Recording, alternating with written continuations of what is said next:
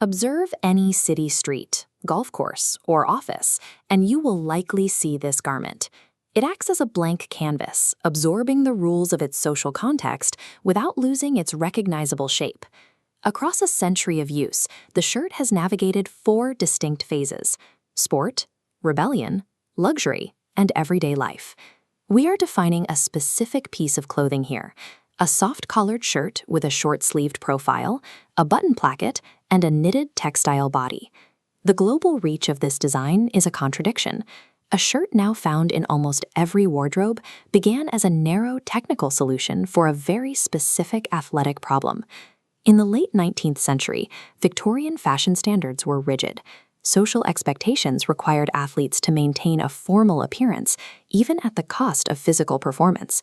Athletes in tennis and golf competed in heavy, long-sleeved woven shirts, neckties, and flannel trousers.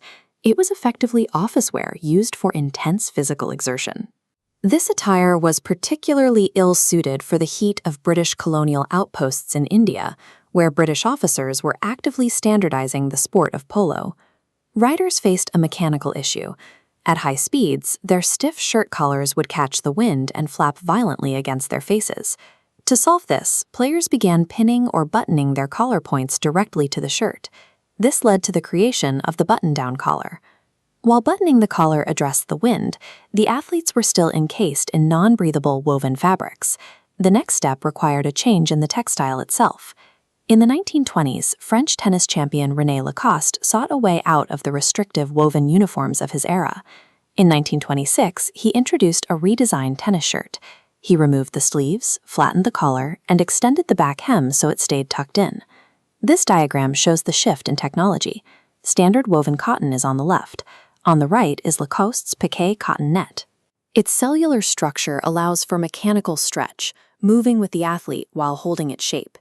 The porous weave allows better sweat absorption and airflow, pushing heat away.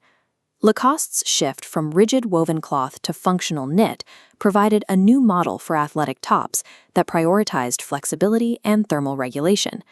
This raises a question of terminology. Why is a garment specifically designed for tennis almost universally called a polo shirt? Polo players quickly adopted the new design, finding it much easier to write in than their original button-down shirts. Over time, the name of the sport became synonymous with the shirt Lacoste created. Lacoste's nickname in the press was the crocodile. In 1933, he decided to embroider a small version of this animal directly onto the chest of his shirts. Before this, manufacturer marks were strictly internal, typically hidden on neck tags or inside the hem. By moving the emblem to the outside of the chest, Lacoste turned the shirt into a vehicle for brand identity, creating an early example of visible, logo-driven apparel culture. After the 1940s, the shirt moved from European sports courts to the country clubs and sprawling lawns of post-war America. It was adopted by Ivy League students, becoming a core element of a relaxed academic aesthetic that suggested both leisure and social standing. In 1972, Ralph Lauren launched his Polo brand. He chose the name of an elite sport to market a specific image of wealth and tradition. Lauren placed an embroidered rider logo onto the piqué silhouette. This allowed him to mass-market the aesthetic of East Coast leisure to a global audience.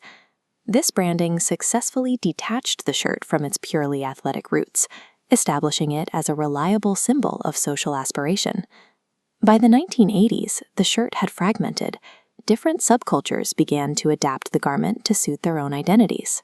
Athletic brands pushed the design back toward its performance origins, using synthetic blends to create modern golf and tennis wear. Conversely, 90s urban culture subverted the shirt's elite associations.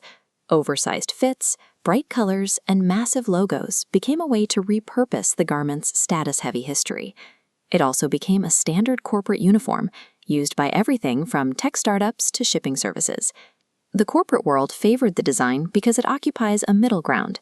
The collar suggests a level of professional structure, while the knit fabric is less restrictive than a formal dress shirt. The polo shirt remains widely used because its design balances 2 persistent needs. The collar provides a degree of formality, while the knit allows for physical movement, creating a shirt that functions effectively in almost any environment. For more content like this, like and subscribe to our channel.